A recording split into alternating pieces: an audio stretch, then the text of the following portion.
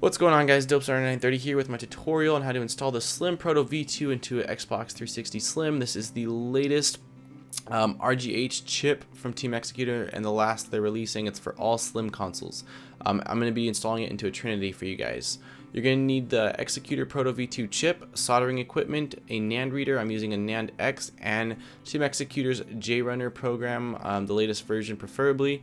So to get started, you're going to need to go ahead and disassemble your console first and foremost. I'll go ahead and place a link in the description if you don't know how to take apart your console. But hopefully, if you're going to be doing some soldering work, you know how to take apart your Xbox 360 console.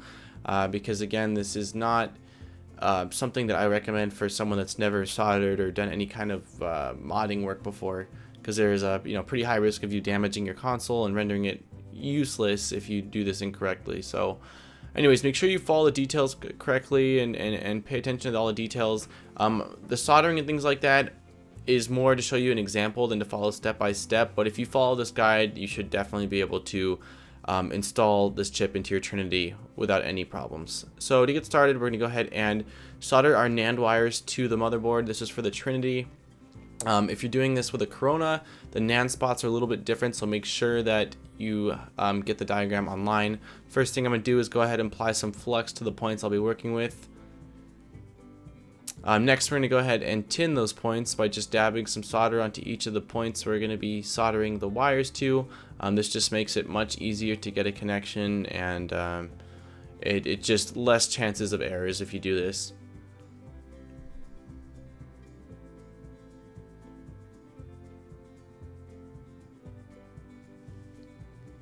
Feel free to skip ahead at any point, guys. I know this is kind of longer than my typical tutorial. I wanted to be a little bit more detailed with this one, so I mean, you don't feel obligated to watch every scene if you know what's going on. Jump around. You might need to pause the video at some points too to see the diagrams and rewind and fast forward and things like that. Alright, so then we're going to go ahead and actually solder the wires to the points we just tinned by following that diagram that I showed at the beginning. You want to make sure that the wires are only touching the points that they're supposed to be touching. If they're touching any other points, then you're going to have problems and you won't be able to actually get a read of your NAND. So make sure you take your time here, guys, because the NAND is fairly important. You want to make sure you get good readings of it.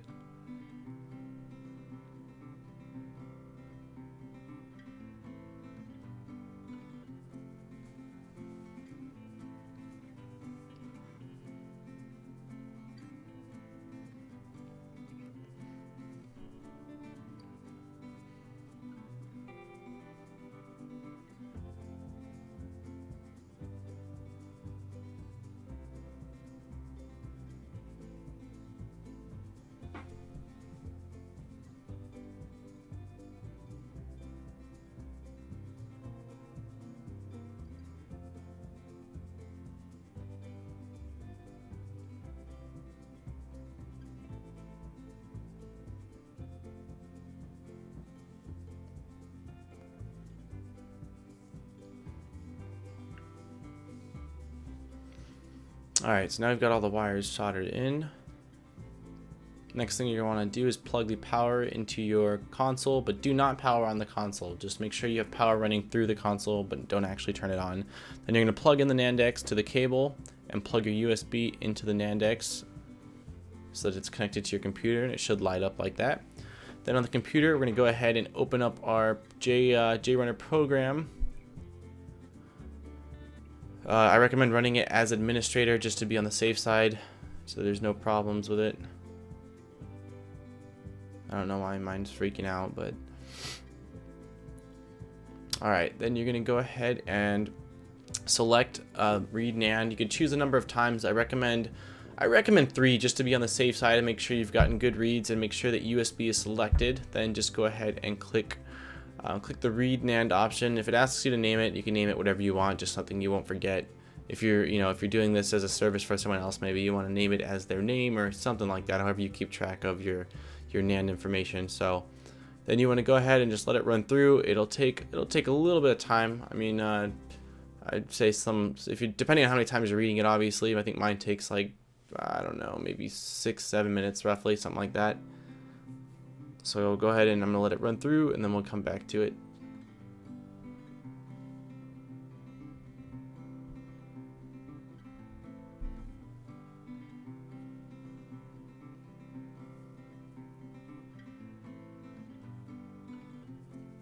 So as you can see, maybe while it's fast forwarding here, I've got some errors reading certain blocks of my NAND. However, that is actually okay in my instance because every single time it reads the NAND, it gets them on the exact same spots, so it's consistent. And luckily, JRunner fixes those bad blocks for us. So if you're getting them all over the place and you have tons of them and they're not the same every time, then you're going to want to go back and mess around with your NAND wires because you probably didn't get a good enough connection. But in my case right now, I have those 3 bad blocks, it's completely fine because again, they're consistent on each NAND read, and they're not in the first few blocks of my NAND, so it's okay in my case.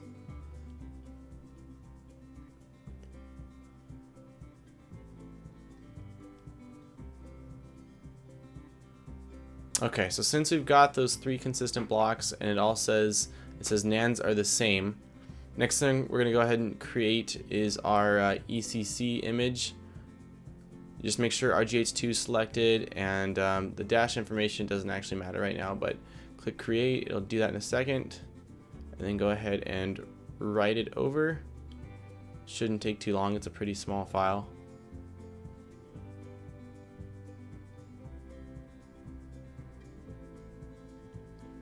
Alright, now we are ready to move on. We're going to go ahead and actually install the mod chip now.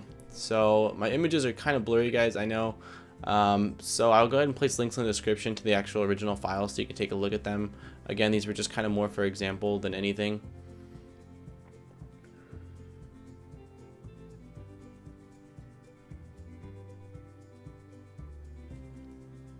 Alright, so first thing I'm going to do is I'm going to go ahead and apply some flux to the points on the mod chip, same exact as I did to the motherboard.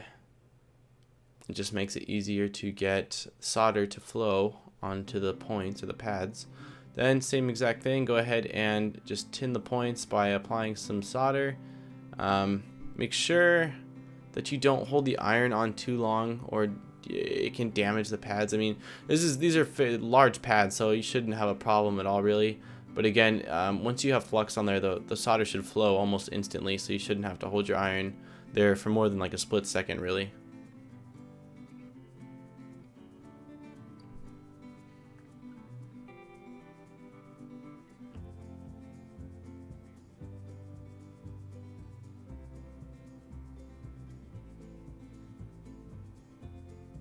Alright, then I'm going to go ahead and install the wires based off that diagram that was at the beginning of this. You can start with black for ground. You've got red, which I believe is going to be 5 volts.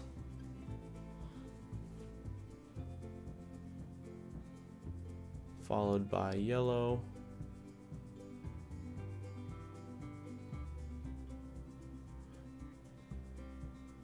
I wanted to get a better angle for you guys for the soldering on here, but it was extremely difficult. I use my webcam when I do these close-up shots, and I just couldn't get an angle that I was real happy with, so this is the best I could do for you guys. Again, it's more for demonstration purposes than to be super step-by-step detailed. Okay, next I'm going to go ahead and just clean off the points with some rubbing alcohol just to make it look a little bit nicer.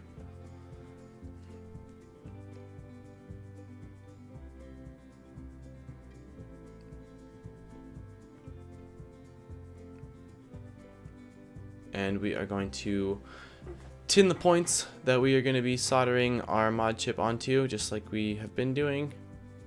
You shouldn't really have to apply flux there, since unless you cleaned up the flux from the NAND wires, because it's the same section.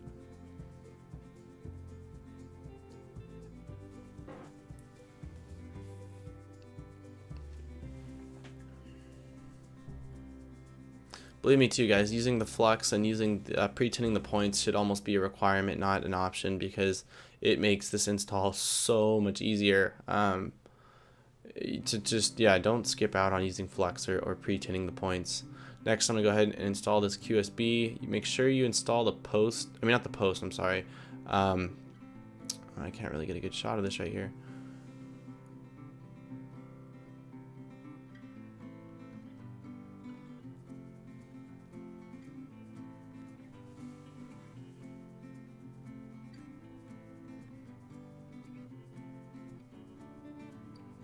Make sure when you're installing this board though that you look closely at the diagram, because there's actually a point on this that's on the other side that you can actually see in this shot right now, and I completely blanked on that point and it didn't work when I first turned this on, and I had to kind of overlook everything, and I noticed that I didn't even solder to the point I'm telling you guys about. So make sure you take a look at that diagram so that you don't miss on that point.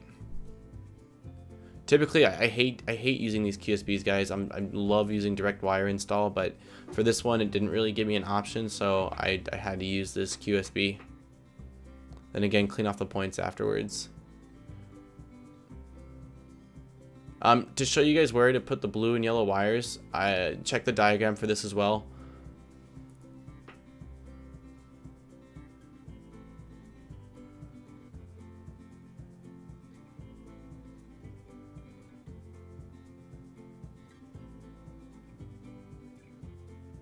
Like that, that's the diagram. So yellow and blue you can put kind of where you want, whatever works best timing wise. There's some that they say is recommended, so you might want to try the recommended lengths and recommended numbers first, depending on whether you're using a Trinity or Corona, but I usually just kind of mess around with it until I get what works for me.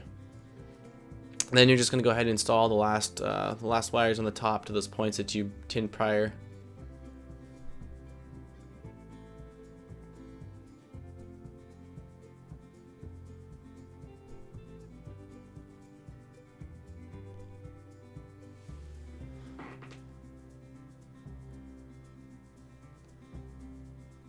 The black ground wire is just going to go onto the metal chassis or metal outer part of the AV port, which you'll see here in a minute.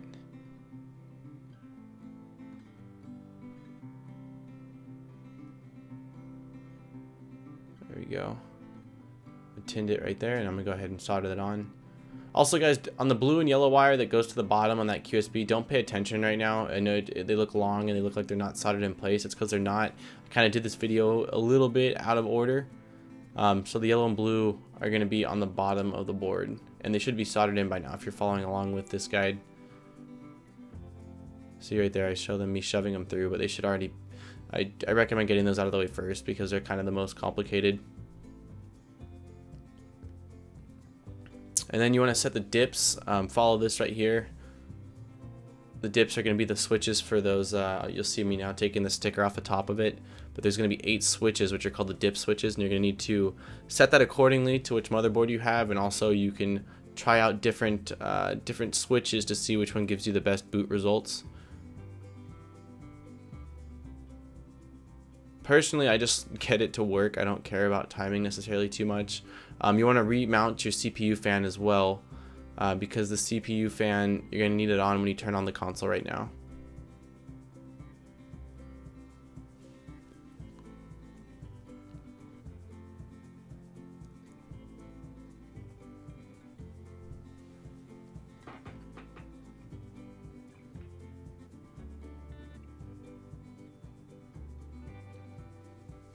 Alright, so you're going to go ahead and plug your power cable in along with your AV cable at this point.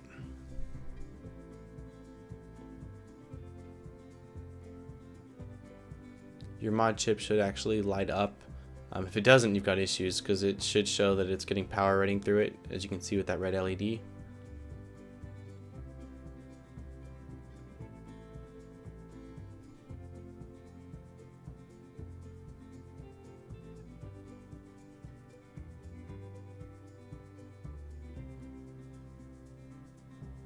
Then go ahead and plug in. I plug in a controller just to be able to power on and press the power button. And hopefully you'll be greeted by this. It might take a little bit if you don't see it instant like mine showed up. Mine wasn't instant, I just cut the clip. I would say wait anywhere between 20 seconds to 60 seconds. And you should be greeted by this if you did everything correctly. If you didn't, then something you did along the way was wrong.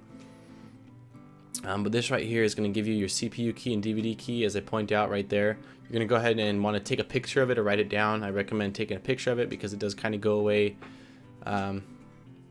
It goes away, and also it's just easier to have. So then once you're done with that, you're going to go back into your program, and you're going to go ahead and type in your CPU key that you took a picture of or wrote down prior.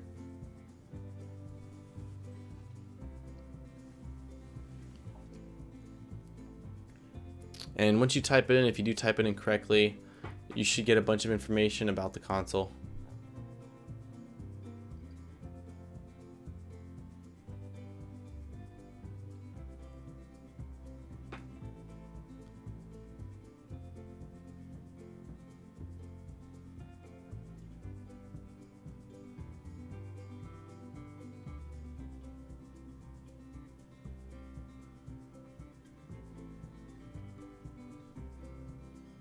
There you go. As you can see, it kind of had a bunch of information pop up about it. Then you're going to want to make sure your settings are correct and the RGH2 is selected and the dash is selected, and then you're going to go ahead and click create the XeBuild image, which shouldn't take very long. Then you're going to go ahead and click write NAND. That will take a little bit of time.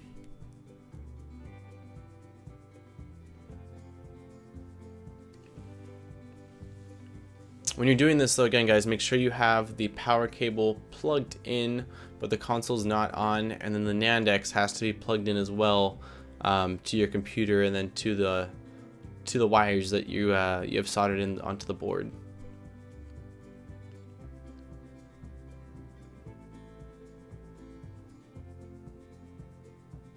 Alright, once done with that, you're good to go, and you can actually disconnect. You want to disconnect your NAND X and power on your 360, and if everything is correct again, you should be greeted with the home dash or home screen, which will look normal, but it is a modified version which will allow you to run unsigned code and things like XTX menu. And yeah, so if that's there, you can go ahead and turn off your console and desolder all of your NAND X wires, which are those first wires we soldered in. And then there's a bunch of tweaking settings, guys, to kind of optimize your boot times, but I've never really cared for that. If you're interested in that, I'll go ahead and place a link in the description to Team Xecuters' official page where you can actually see for yourself all the different recommendations and things they have. Anyways, guys, I hope this video was helpful and enjoyable. I know it's a little different than my regular tutorials. I kind of dragged it out a little bit longer, but I wanted to do things a little bit differently this time, and so hopefully you guys can appreciate that. Anyways, if it was helpful at all and you found any information in this guide useful, please like, subscribe, share, favorite, comment, anything like that. It's always appreciated. I do this for you guys, and it really means a lot when you guys give me some feedback. So anyways, guys, again, DopeSoldering930, this is how to install the Proto V2 from Team Xecuter into any slim console, and yeah, thanks for watching, guys.